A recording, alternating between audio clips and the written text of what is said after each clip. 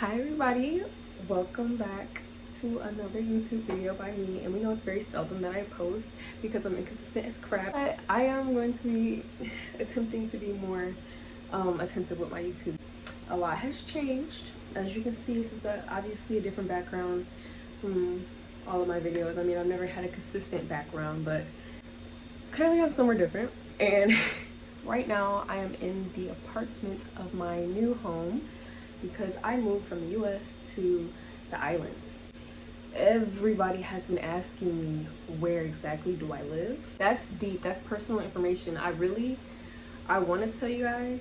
I've told like very little people, like family and very, very close friends know, but I don't want to share that information just yet.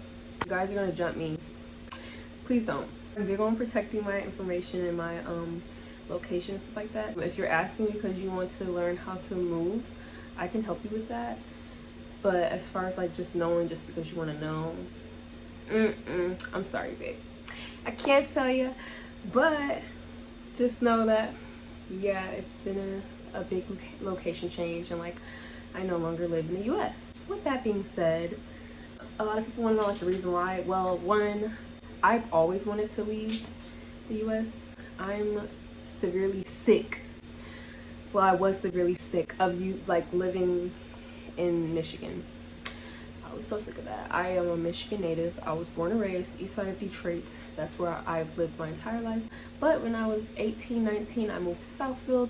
Then I moved to Farmington Hills about a year ago, and now I live on an island. So this is a big change for me. Well, I moved because I genuinely don't like or enjoy the winters in Michigan, not gonna lie. Is that enough for me to want to move? Yeah, I'm picky and I get bored easily when I have like no stimulation as far as like my environment. I need to see green, baby. Like, I think my most favorite place that I've ever lived was in Southfield, and because my apartment, literally the view was so pretty from my apartment. I look out the window every day and all you just see is green trees, and it was just really nice. And I think that was one of my favorite apartments. People are like, why, how did you find the courage to like leave your family? I mean, I haven't lived with my family since I was like 18 or 19.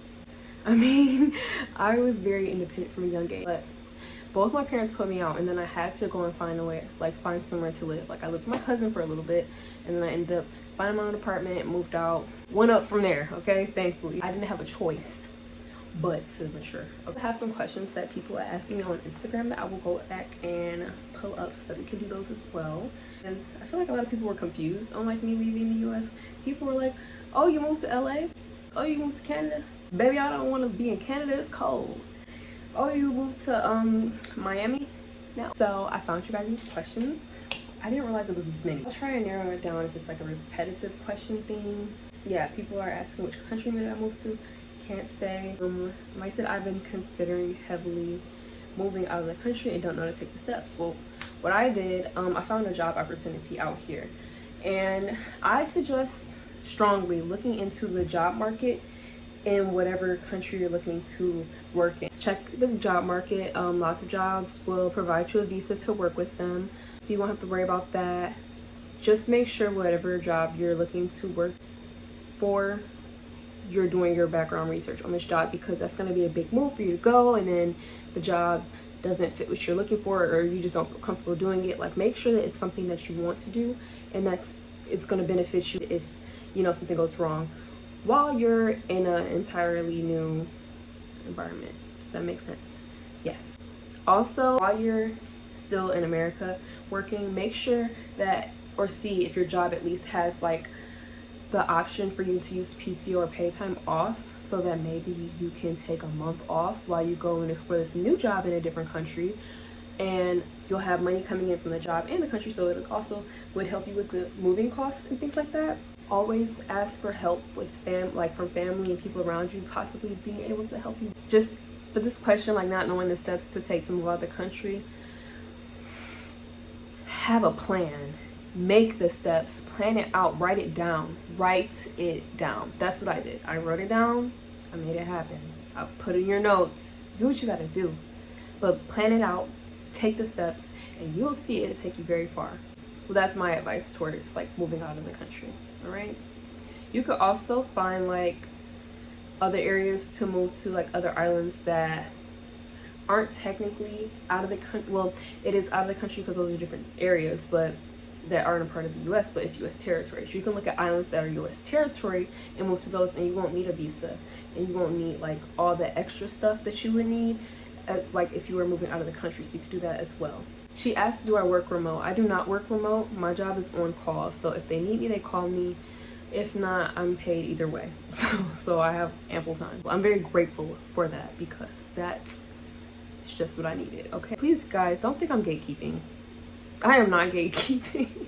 I just really am very protective over my life. If you think that's unfair, I'm sorry. I'm sorry. Just from my experience, my life goes a lot more smoother when I protect my peace. So I can't be apologetic for that. I'm just gonna do it. How do you get away from a toxic mother when still living in her household? Make a plan. Make a plan, work your job. If you're in a household with your mother and she's toxic, that should be more motivation for you to want to be out working all day, making that money, not being in the house. Make that money, stack that money up, and go build credit. Start with self credit builder, start putting money into self monthly, build your credits, then get an apartment. It's a big responsibility, yes. It's a contract that you're signing for however long, yes. You want that freedom, and that freedom does taste good. Stack your money and get you an apartment. Save at least 3 months rent, then possibly get an apartment that's furnished so you won't have to move the furniture, because that's a lot easier. You don't have to move the furniture if your apartment is furnished. Or stack enough just to get your apartment and start off with even an air mattress in your little dress. Do that. Brothers, family members who will help you move, do that. Because I know, because this is a girl asking this question, I know how it is being a woman and having to move on your own. It can be very difficult. So always ask for help and make it easy. Don't make it hard, make it easy. But if you're in an environment where it's toxic and you live there, if you want your peace, you go get your peace. By all means necessary, honey. Stack that money, get that apartment. Your peace, that's worth gold. You need to make sure that wherever you are mentally is somewhere healthy, and that you're not sacrificing your own mental health in an environment where you're not at peace. Get your peace. I'm not playing about that. Please take that advice if you take nothing else from this video. Next question. Will you still be modeling and doing shoots since you're out there? Yes. What? Next question. Did you take your pets with you? Okay. Guys, I don't have Bunny anymore. I had to give Bunny away. Bunny is somewhere very happy, okay? He is not dead. He's alive, but he's very happy. I sent him away with his penthouse. Remember, he had a 2-story penthouse. If you never saw it, go look at my story highlights. It's somewhere there. he had a 2-story penthouse. My Bunny was very spoiled. He was a very spoiled boy. And I couldn't bring him out of the country. But I do have London, my cat. I could not live without my baby, so yes, I brought her with me. Next question. What do you do for work? I want to move out the country also, but it seems almost impossible. Now, you guys know I can't tell you what I do for work. No, I'm not on OnlyFans. I don't do that because people really genuinely think I don't do that. But my job is in a profession that requires you to be very safety oriented. Very, okay? That's all I'll say about my job. I am protecting that information. My whole thing with moving out of the country, make a plan. Have a plan, plan it out, and if you think that if there's something that could possibly go wrong, create a backup plan for that. Create a backup plan for if that one goes wrong. Just be prepared. Don't overthink it. Stop fearing life. Stop fearing things and just do it. It's easier said than done, yes, but if you would just do it, like if you would just take the risk, even if something doesn't seem that it's in place properly, take the risk and you will figure it out along the way, because that's what I did. I'm telling you, I was not as prepared as I may have seemed. I was not as prepared. I just went with it. I packed my bags and went with it. Next question. Somebody said, do you like living in a different country? Absolutely. I do. I love learning of other cultures. I love learning the history of land, first off. I love learning about the history, like different locations and everything. but I do love learning about different cultures and backgrounds and being a part of them. And it's lots of history to the grounds of the island that I live on, so I love that. And like just exploring around and seeing everything, I just love it so bad because it's just nice weather all the time. Even if it's raining, it does rain, but I love rain. I don't care. I love rain and I love beaches.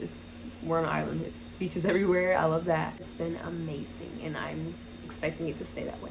So now that I'm done with you guys' questions on Instagram, I just feel like I'm going to also add on that it's all about your mind. If you feel like you can't do something, then you won't be able to do it. Realistically, you have to overcome whatever in your head is telling you that, oh, I can't do that, only she could do that because of the way her life is set up. No, baby. You don't know what I've been through. You don't know what end of the stick I've been dealt with, because I've been through some stuff. I might not look like it, but I've been through some things, and it's all sculpted me to be a person that takes life very serious, but at the same time is very lighthearted about everything. I'm very lighthearted about everything, okay? Because I know that being in a mindset where you just aren't living in happiness and fun is not where I want to be. I laugh and I smile about everything, but I have been through some things, and I know it's very difficult to take me serious on that, but I have. It took me a lot to just better my mindset and be able to help myself get to where I am now. But I give free advice to everybody all day long about anything. Like, people come to me about relationship advice, all that. I will be honest with you and I will give you the raw, uncut, real good advice. Mindset wise, if you want to be able to do something as bold as moving out of the country, you need to start mentally. You can't go and like do something like this and like then you get here and you just start to feel lonely and like start to get in your head and put yourself in a depression because this isn't really what you wanted, or this isn't really what you expected it to be, or you know, nothing is going to be perfect. But if you can neutralize all negative situations that you stumble upon in your life into something more positive, you're going to have a better quality of life. Point blank period. You will never struggle because you choose not to struggle. I choose not to struggle every day, no matter what. I choose not to struggle. I say it all the time, like I choose my battles wisely. So that simply means I choose when and when not to feel stress. I mean, I do make time for stress because, you know, the law of rhythm says that when the pendulum swings one way, it swings back the other way. If I'm doing good all day long, all week long, I'm gonna leave about an hour or so to be a little stressed out or mad about something, just so that I could go with the law of rhythm, you know, so that I'm keeping some balance in my life, because you gotta be a balanced girl. You can't be bubblegum and sunshine all day. Some people are though, but that's not very realistic. I embrace the dark and live in the light and the dark.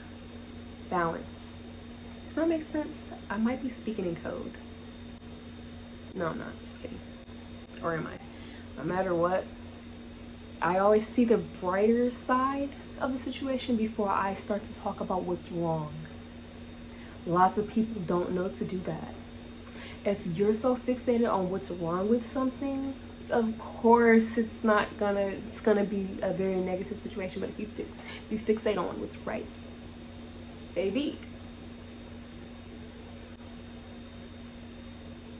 you're gonna have a better quality of life. You're gonna live a very easy life. You're gonna live a very fulfilling life. You're gonna attract good people. That's what I want. I want to be the best version of me. So that starts in here. Ooh, let me not mess up my brow. You can't live a life of anger and hate and think that you're gonna ascend anywhere. Those are low vibrational energies and frequencies. You're weighing down your heart.